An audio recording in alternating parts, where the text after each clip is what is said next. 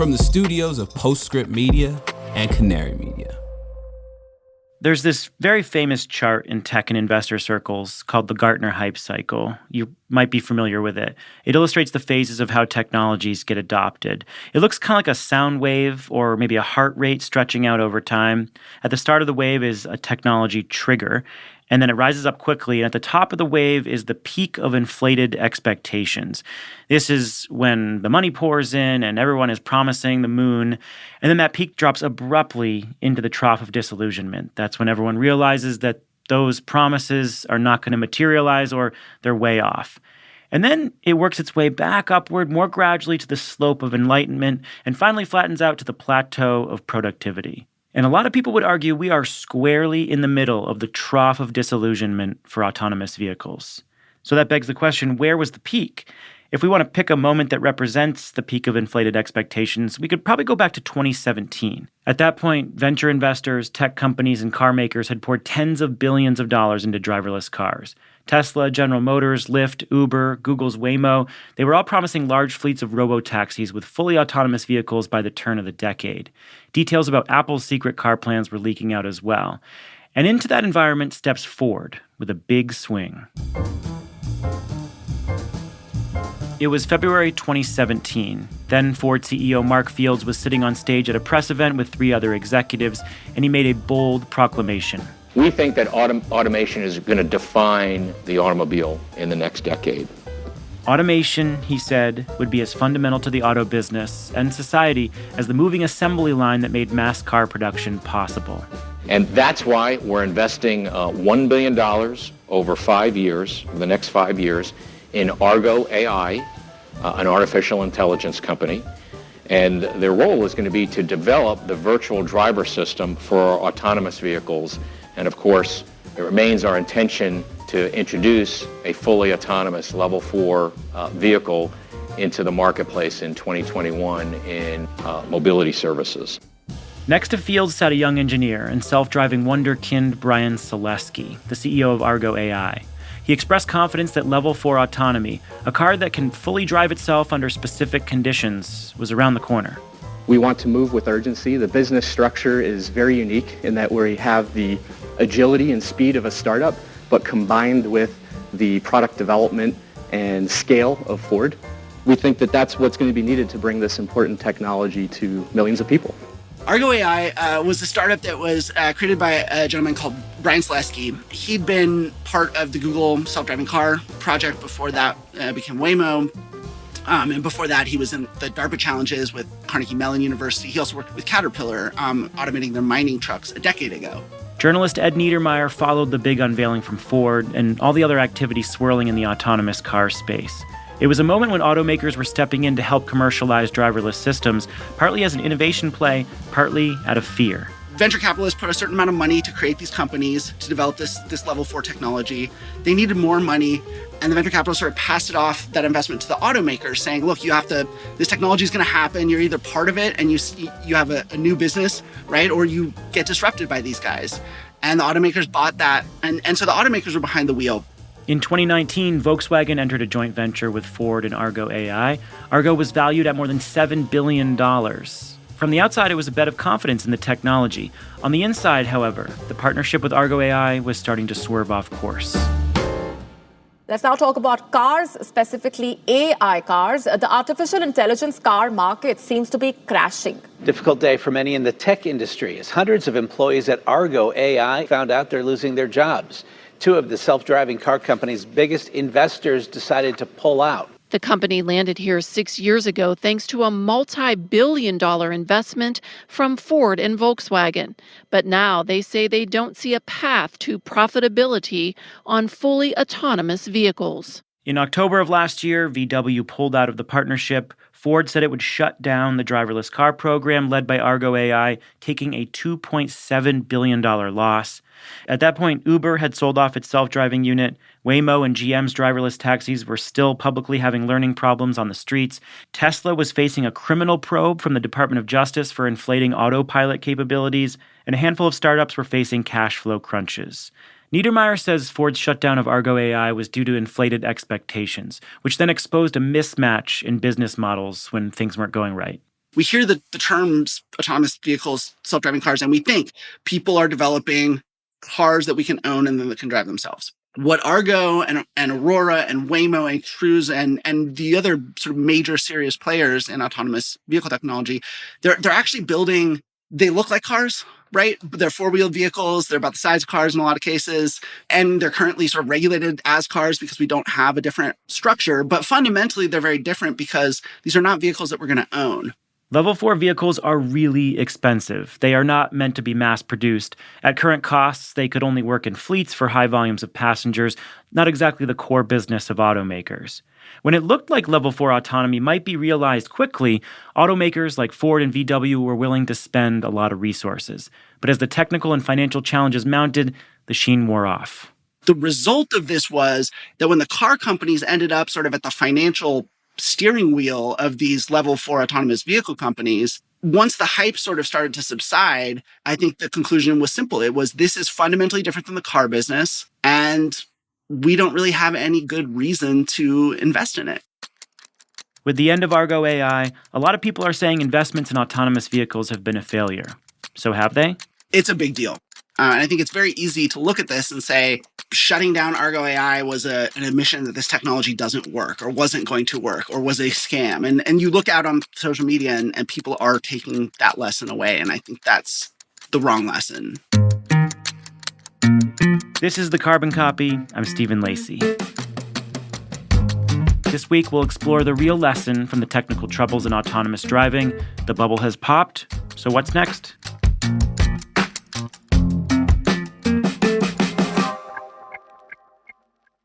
America's green banks are preparing to unleash a wave of capital for clean energy. The Greenhouse Gas Reduction Fund invests a historic $27 billion in projects nationwide. This could mobilize up to $150 billion of private capital for solar, storage, efficiency, and electrification in underserved communities.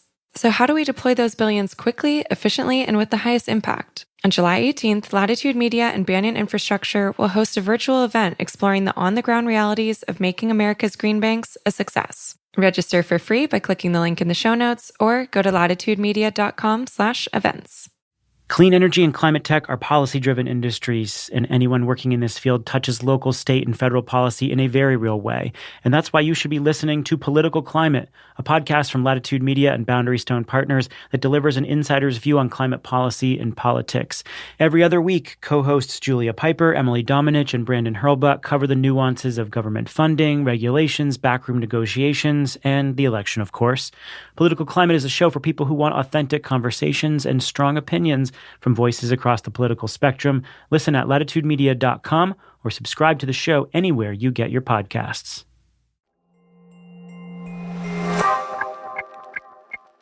Ed Niedermeyer is a journalist, columnist, and author of the book Ludicrous, The Unvarnished Story of Tesla Motors. He's been covering the automotive space since 2008 and the autonomous driving space for nearly as long. A decade ago, he got to drive in a car operated by Google's Waymo, and it totally shifted his perspective. It wasn't just this abstract technology, this car, this vehicle. It really wasn't a car. It was a vision of something that was beyond the car. And I think the idea of driving automation technology as something that could take us to a world beyond cars was something that was really interesting to me. And so I just couldn't resist the siren's call. At what point did it feel like the expectations for where autonomous vehicles could go was diverging from the reality of technology? Almost from the very beginning, I noticed there was this massive disconnect between people's perceptions of autonomous vehicles and driving automation tech on the one hand and the reality of the technology. Ed was impressed, but the driving was inhuman, it wasn't naturalistic, the technology just didn't quite feel ready.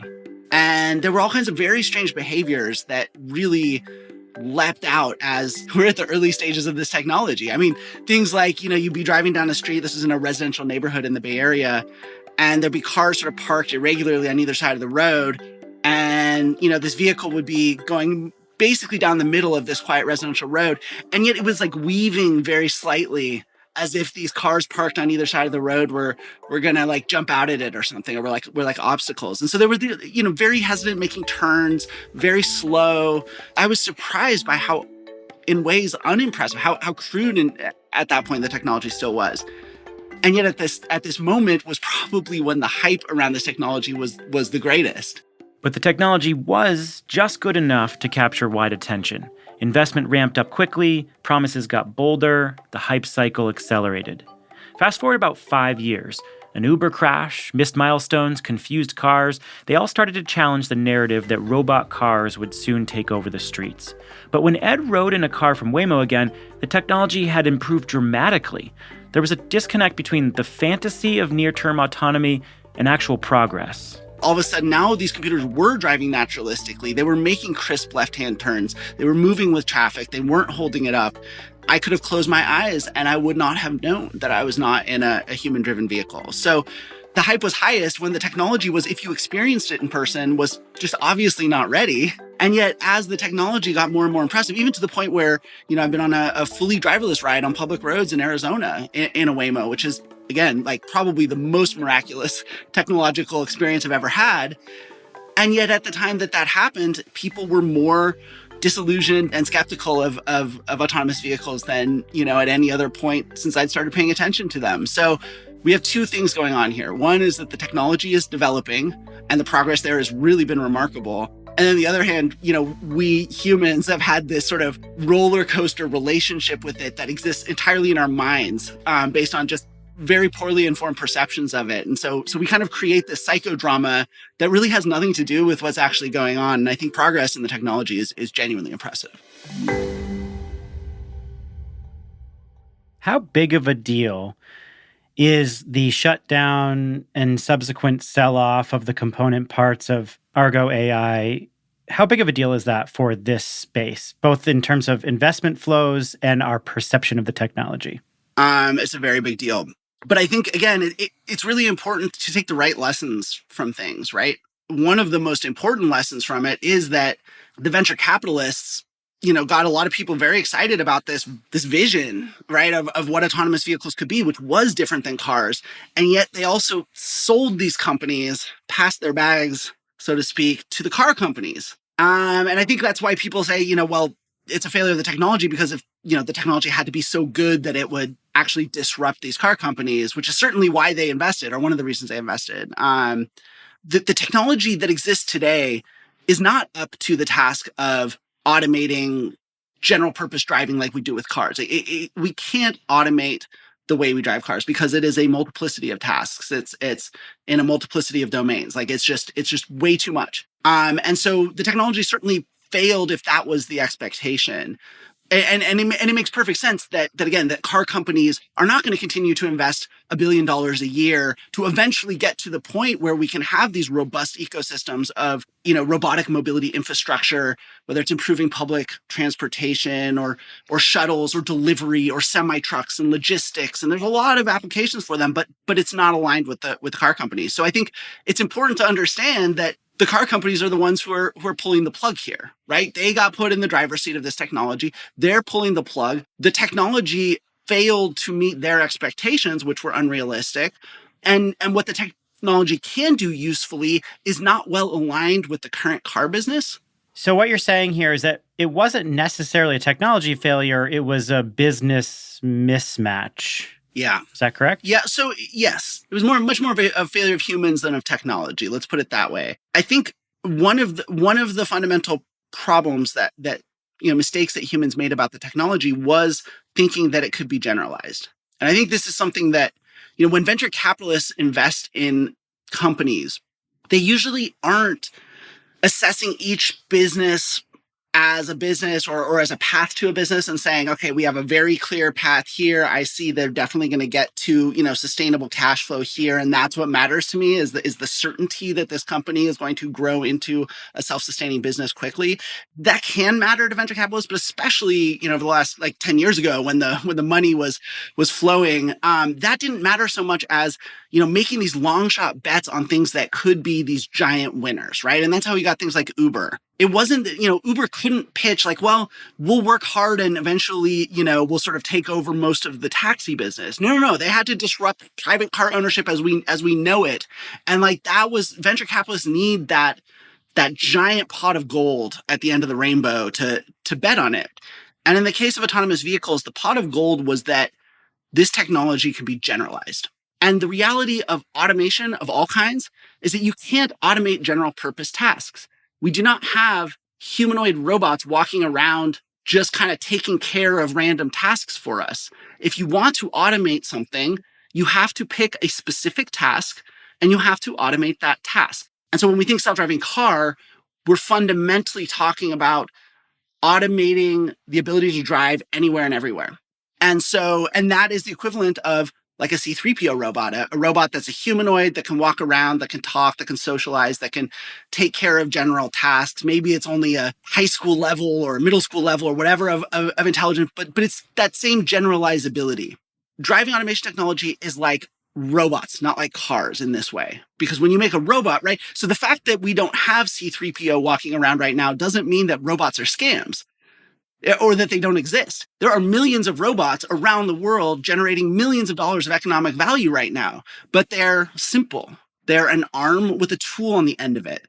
They automate a simple task in a constrained domain, right? And that's how automation works. Automation is a spectrum, right? That starts with simple tasks and small constrained domains and gets the tasks get more complicated as the technology improves and the domain gets bigger, right?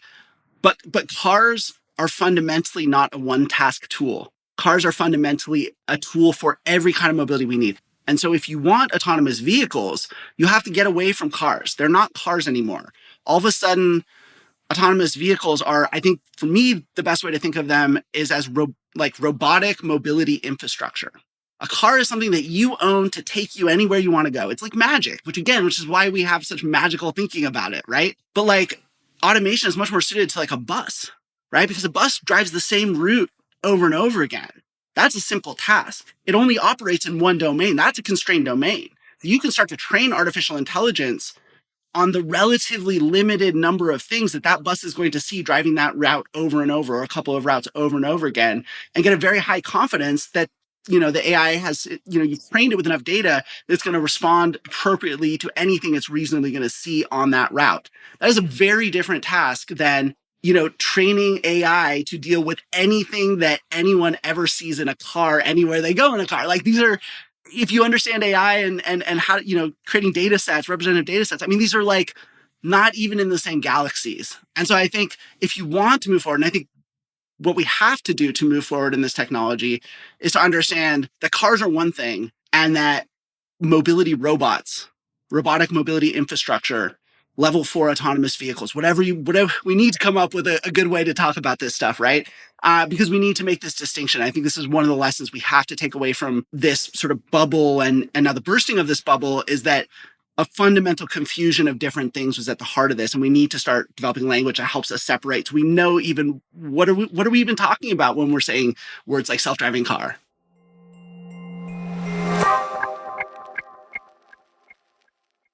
On July 18th, join Latitude Media and Banyan Infrastructure as we take a deep dive into the next phase of deploying the $27 billion Greenhouse Gas Reduction Fund. We'll provide practical insights for the state agencies and local lenders at the front lines of dispensing these funds. Where are the bottlenecks? How do we balance speed with transparency? And can America's green banks live up to the expectations of both local communities and Wall Street? Latitude Media's Stephen Lacey, Banyan co-founder Amanda Lee, and Clean Energy Fund of Texas EVP Billy Briscoe will answer these questions and more on July 18th at 1 p.m. Eastern. This is a must-attend for project developers and financiers. Register for free at latitudemedia.com/events or click the link in the show notes.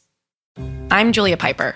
I'm Brandon Hurlbut. And I'm Emily Domenech. A little over a year ago, political climate took a break so we could focus on the groundwork of implementing America's biggest ever climate bill, the Inflation Reduction Act. I'm excited to say, political climate is back. And I'll be joined by my two co-hosts to riff on the top political stories and insider scoops, from state houses to the halls of Congress to regulatory agencies and even international climate talks. We'll explain how those developments are driving industry decisions today. Political Climate is a show for people who want authentic conversations. And to learn about how energy and climate policy is shaped within both political parties, from the people who have actually helped shape it. So join me, Brandon, and Emily every other week, starting in April, for fresh episodes of Political Climate. Subscribe to the show wherever you listen to podcasts.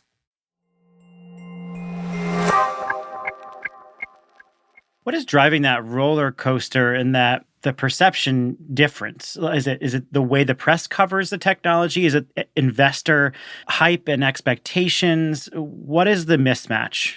The AV hype bubble is partly a product of Americans trying to understand this technology as consumers.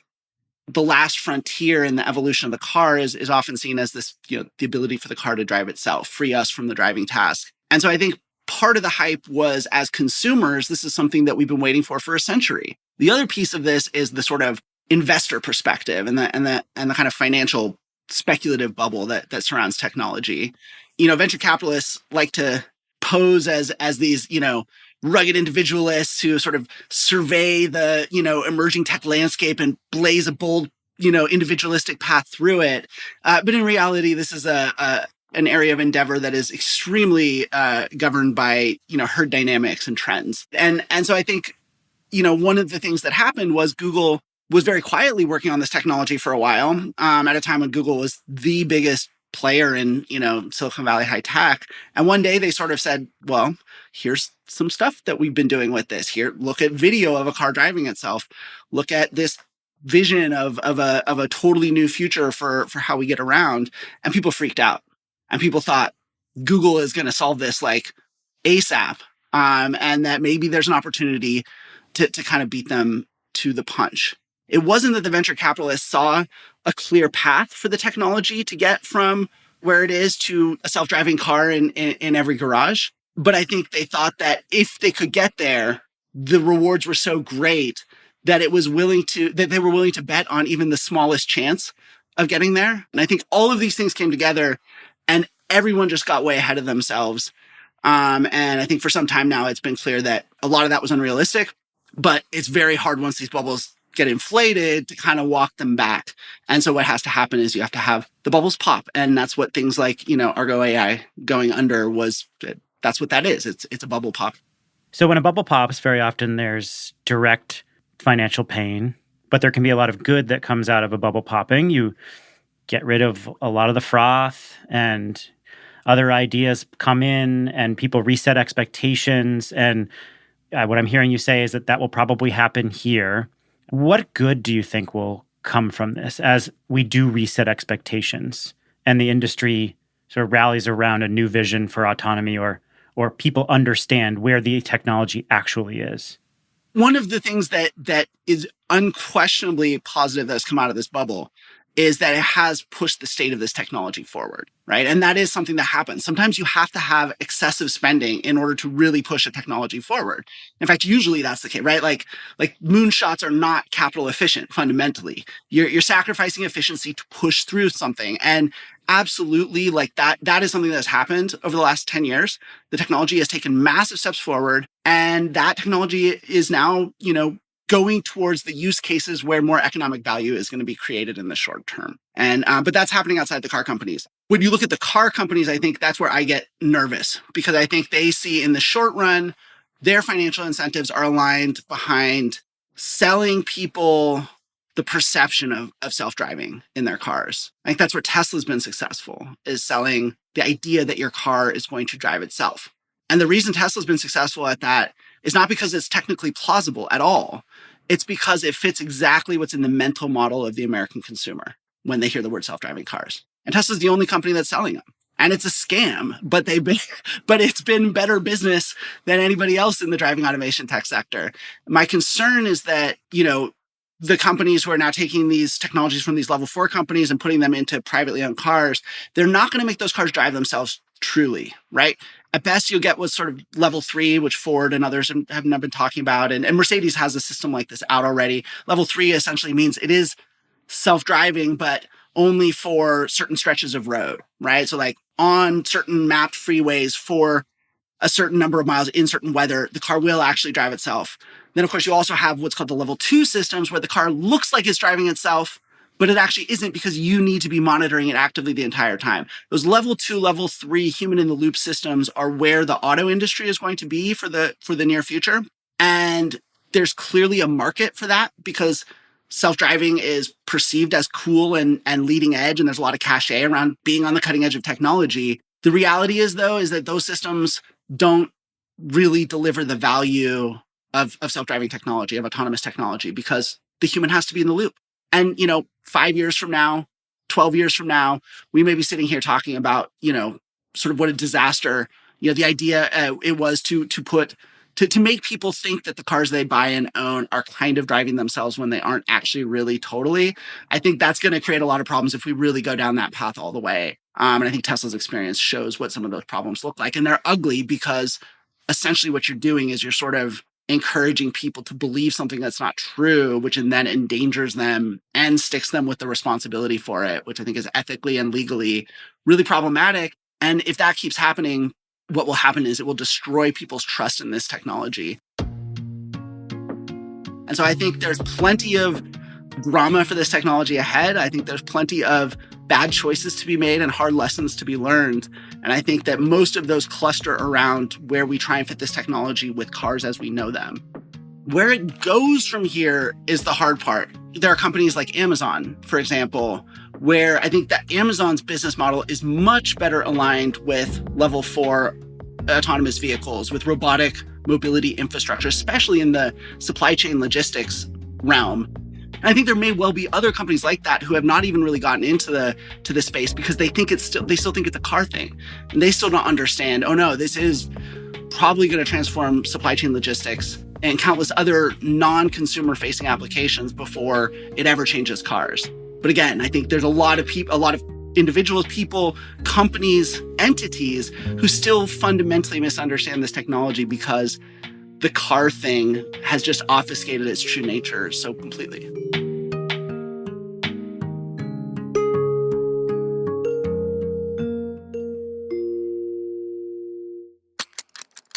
Ed Niedermeyer is a journalist and author of Ludicrous, the unvarnished story of Tesla Motors, and the co-host of the Autonocast.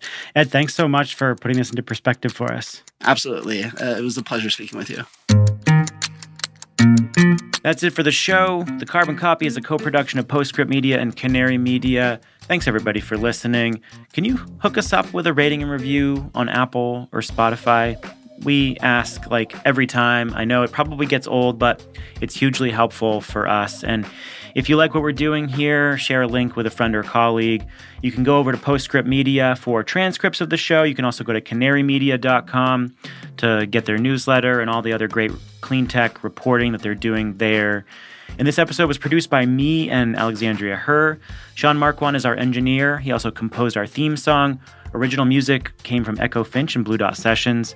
Postscript Media is supported by Prelude Ventures, a venture capital firm that partners with entrepreneurs to address climate change across a wide range of sectors: advanced energy, food and agriculture, transportation, logistics, advanced materials, manufacturing, and advanced computing. Thanks so much for being here. If you have some story ideas you want us to cover, hit me up on Twitter, Stephen Lacey, and hit up the Carbon Copy as well. And we'll catch you soon. I'm Stephen Lacey. This is the Carbon Copy.